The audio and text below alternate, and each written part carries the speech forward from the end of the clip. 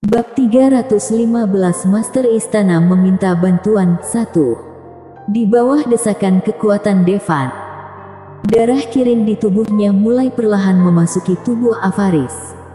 Darah Kirin dan darah leluhur singa adalah dua hal yang sangat berbeda. Saat darah Kirin masuk ke tubuh Avaris, langsung cocok dengan darah aslinya. Terlebih lagi, energi besar dari darah Kirin segera mulai menyembuhkan lukanya. Dalam keadaan normal, jika Avaris gagal dibangkitkan, pada dasarnya dia sudah mati. Bahkan jika dia menggunakan darah hewan tingkat tinggi, itu tidak akan membantu. Tapi darah Kirin adalah darah leluhur tingkat tinggi. Sangat mudah untuk menghidupkan dia kembali. Sesudah hanya menggunakan sekitar 100 ml darah, Avaris mendapatkan kembali vitalitasnya. Saat Avaris akan bangun, Devan segera menghentikan penyaluran darahnya. Bagaimanapun, darah Kirin sangat berharga. Kalau bisa jangan disia-siakan. Mata Avaris bergetar dan dia kembali membuka matanya. Hanya ada Devan di seluruh menara. Kamu menyelamatkanku. Avaris memandang Devan dengan curiga. Bukankah tubuhnya baru saja menolak darah binatang aneh itu? Kenapa sekarang dia bisa hidup kembali? Dan tubuhku terasa lebih segar dari sebelumnya. Benar, aku yang menyelamatkanmu. Devan mengangguk, lalu berkata dengan wajah sedih, "Hei, untuk menyelamatkanmu, aku menggunakan semua darah hewan yang aku simpan selama bertahun-tahun." Terima kasih. Karena ketika dia bangun, Devan sudah menghentikan transfusi darahnya, sehingga Avaris tidak tahu kalau yang ditransfusikan Devan sebenarnya adalah darah Devan sendiri. Sama-sama. Bagaimanapun kita adalah saudara, Devan tertawa kecil. Saat ini, Avaris tiba-tiba merasakan sesuatu yang aneh di tubuhnya. Lalu, ekspresi kegirangan muncul. Aku akan menerobos. Benar, Avaris akan menerobos sesudah menerima darah Kirin. Awalnya, dia adalah Celestial sempurna bintang 9. Sesudah menerima darah Kirin, dia akhirnya hendak menerobos. Sesudah menerobos, dia akan berada di alam Celestial Dewa. Di klan Hiden, hanya Celestial Dewa yang bisa disebut benar-benar kuat. Karena ada atau tidaknya Celestial Dewa dalam suatu kelompok, akan menentukan apa kelompok tersebut adalah klan Hiden biasa atau kerajaan Platonian. Jika suatu klan tidak memiliki Celestial Dewa, tidak peduli berapa banyak Celestial sempurna yang ada, klan tersebut tidak dapat disebut kerajaan Platonia. Alasannya sederhana. Karena kekuatan tempur dari Master Celestial Dewa jauh lebih kuat daripada Celestial sempurna. Celestial sempurna bintang 9 mungkin akan terbunuh dalam satu serangan di depan Celestial Dewa. Itu sebabnya, saat leluhur klan Joran meninggal dunia, Avaris berusaha memaksakan terobosan. Karena hanya ketika dia menerobos ke alam Celestial Dewa, klan Joran akan tetap jadi kerajaan Platonian. Kalau tidak, mereka adalah klan Hiden biasa. Upaya itu sampai dia rela tertidur selama 100 tahun. Tanpa diduga, butuh 100 tahun kemudian sebelum dia pulih kembali. Kenapa dia belum keluar? Apa Tuan Muda Armot bisa menyembuhkan Putri Suci? Siapa tahu? Aku mengerti, lagi pula, bahkan darah binatang aneh pun tidak dapat menghidupkan kembali Putri Suci. Jika Tuan Muda Armot dapat menyembuhkannya, dia sejajar dengan dewa. Di luar menara kuno, sekelompok anggota klan Joran menunggu dengan cemas. Meski begitu, mereka tidak lagi berharap banyak. Tapi masih ada secercah harapan. Devan sudah melakukan terlalu banyak keajaiban. Mungkin kali ini juga akan melakukan keajaiban lagi. Kita sebaiknya keluar dulu, kurasa mereka tidak sabar menunggu lebih lama lagi, kata Devan pada Avaris. Oke, Avaris mengangguk. Dilihat dari temperamennya saja, sangat mustahil untuk mengatakan bahwa dia hanyalah seorang gadis berusia 16 tahun. Dia tampil sangat kalem. Sesudah menerobos, dia tidak menunjukkan kebahagiaan yang berlebihan. Memang sangat jarang memiliki karakter seperti itu di usia 16 tahun. Di luar menara batu, sesudah menunggu lama tapi tidak melihat gerakan apapun, Dagon menghela nafas panjang. Segera berkata, "Ayo pergi." Sesudah berbicara, dia berbalik dan pergi. Dia tahu bahwa keajaiban tidak akan terjadi. Leluhur. Namun, saat dia berbalik, Osval tiba-tiba memanggilnya. Dagon langsung berbalik. Saat berikutnya, pupil matanya menyusut tajam. Sebab, ia melihat sesosok tubuh menakjubkan yang perlahan berjalan keluar dari menara tersebut. Dia sangat mempesona, dengan rambut hitam menjuntai langsung ke tanah. Sepasang kaki putih indah, tanpa alas kaki, bergerak dengan lembut. Leluhur. Pada saat ini, Dagon tidak bisa lagi menahan kegembiraannya. Lagi pula Dagon adalah satu-satunya yang sezaman dengan Avaris. Saat itu, dia juga sedang dalam masa puncaknya. Meski kekuatannya jauh lebih lemah dari Avaris, namun setidaknya, perbedaan usia keduanya tidak terlalu jauh. Namun kini, Avaris masih berusia 16 tahun. Sementara Dagon sudah berumur 100 tahun dan disebut sebagai leluhur. Seperti melintasi zaman. Begitu keduanya bergabung bersama, tiada yang bisa mengalahkan mereka. Seorang anak laki-laki emas dan seorang gadis cantik, seorang pria berbakat dan wanita cantik. Tapi saat ini, sosok lain muncul di mata Dagon. Itu adalah Devan. Saat ini, Devan dan Avaris sedang berdiri bersama. Mereka tampak seperti sepasang yang berbakat dan rupawan. Dagon menundukkan kepalanya dengan sedih. Jelas ini bukan zamannya lagi. Selamat datang Putri Suci. Seluruh anggota klan Joran berlutut dan kembali berteriak serempak. Pada saat ini, orang yang paling bersemangat adalah Osval. Kegagalan skema revival sebelumnya membuatnya merasa terhina. Dia bahkan berencana bunuh diri untuk meminta maaf. Tak disangka, Devan kembali membalikkan keadaan. Menyembuhkan kejeniusan terbaik klan Joran. Semuanya, bangunlah. Lagi pula, sekarang kalian adalah seniorku. Avaris memandang para tetua klan Joran dan berkata dengan tenang. Putri Suci bercanda, beraninya kita menjadi seniormu. Para tetua sangat malu. Jangankan kekuatan, bahkan usia mereka juga jauh di belakang Avaris. Avaris adalah senior yang sesungguhnya. Tentu saja, dia berusia lebih dari 100 tahun, 100 tahun dalam kondisi tidur. Tapi sebenarnya usia tersebut tidak bisa dihitung sebagai usianya.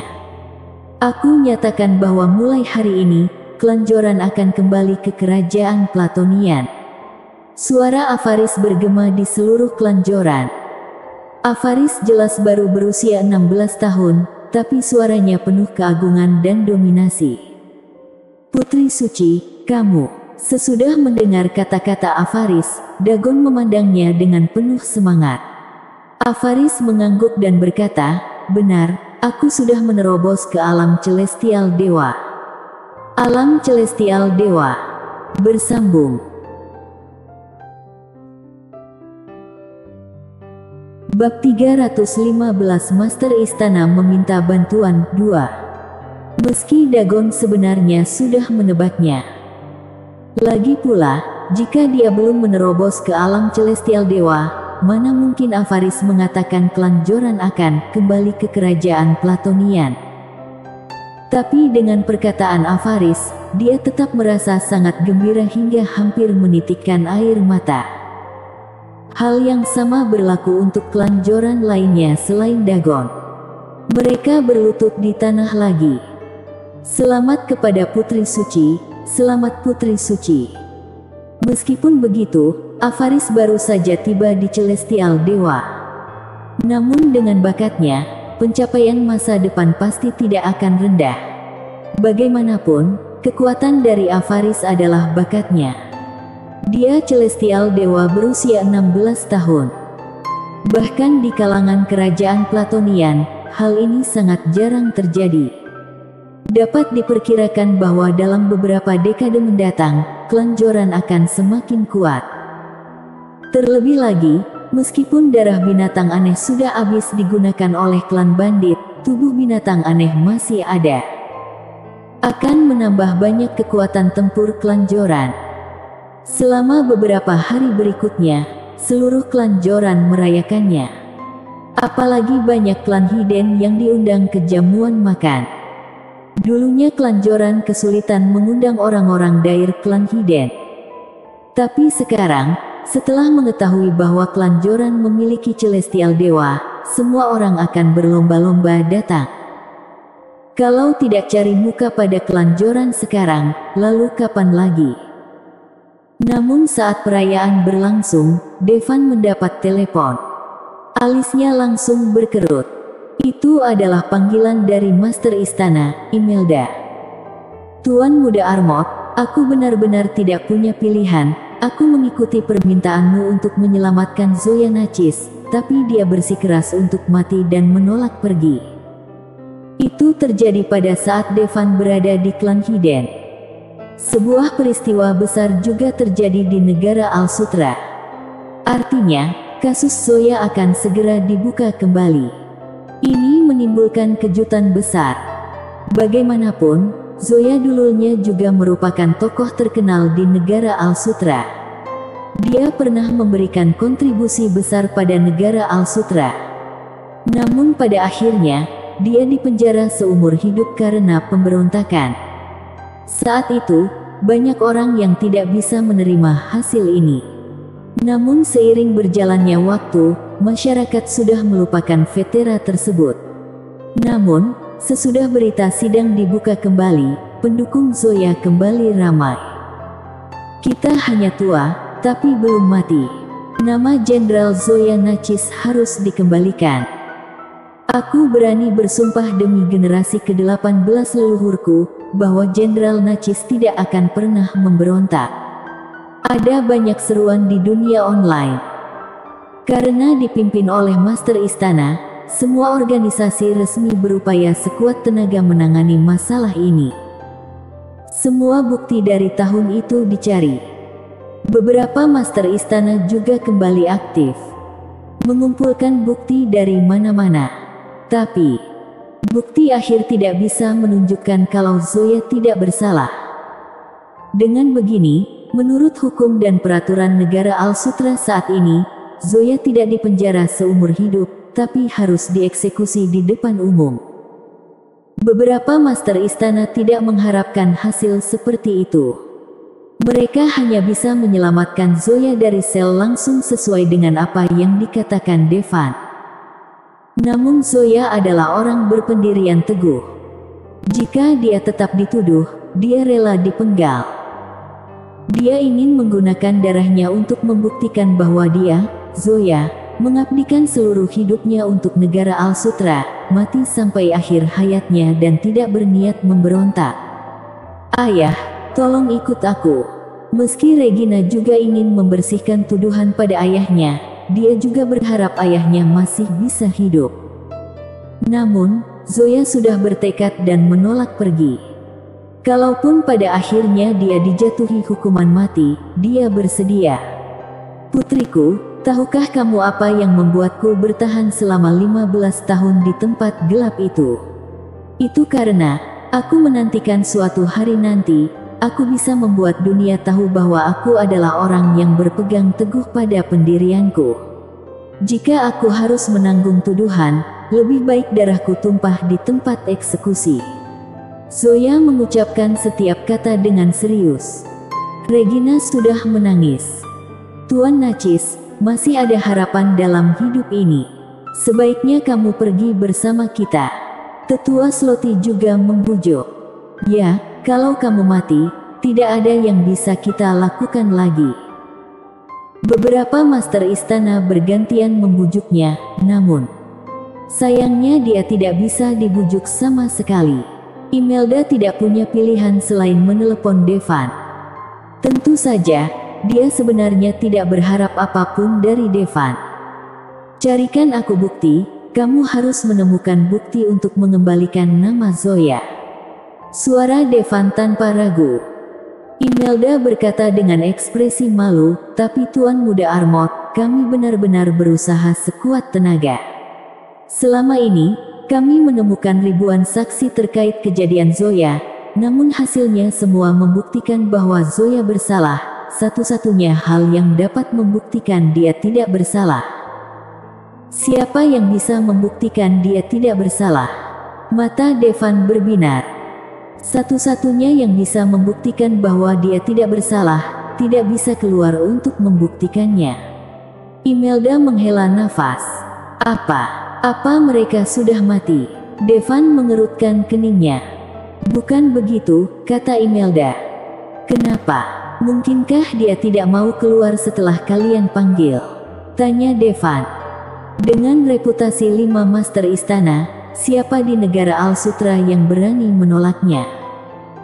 Mungkin bahkan Ratu harus menghormati mereka. Tuan Muda Armot, izinkan aku mengatakan yang sebenarnya. Satu-satunya orang yang dapat membuktikan bahwa Zoya tidak bersalah saat itu, semuanya sudah bergabung dengan klan Hiden. Imelda berkata dengan suara yang dalam, Tuan Muda Armot, kamu juga tahu, bahkan Ratu pun mungkin tidak bisa mengundang para klan Hiden, apalagi kita untuk. Ini seperti petugas kebersihan yang mencuri sesuatu. Satu-satunya orang yang bisa membuktikan bahwa dia tidak mencuri adalah bos besar.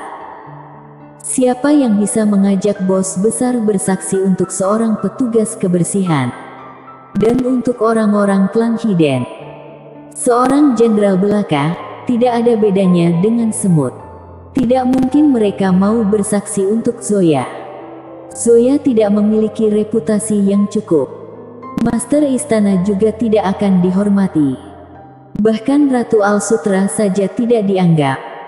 Itu sebabnya master istana memutuskan untuk menyelamatkan Zoya dari sel langsung. Namun Zoya menolak untuk pergi. Imelda, apa kamu yakin jika orang dari klan Hiden itu bersaksi, mereka bisa membersihkan nama Zoya? Tanya Devan.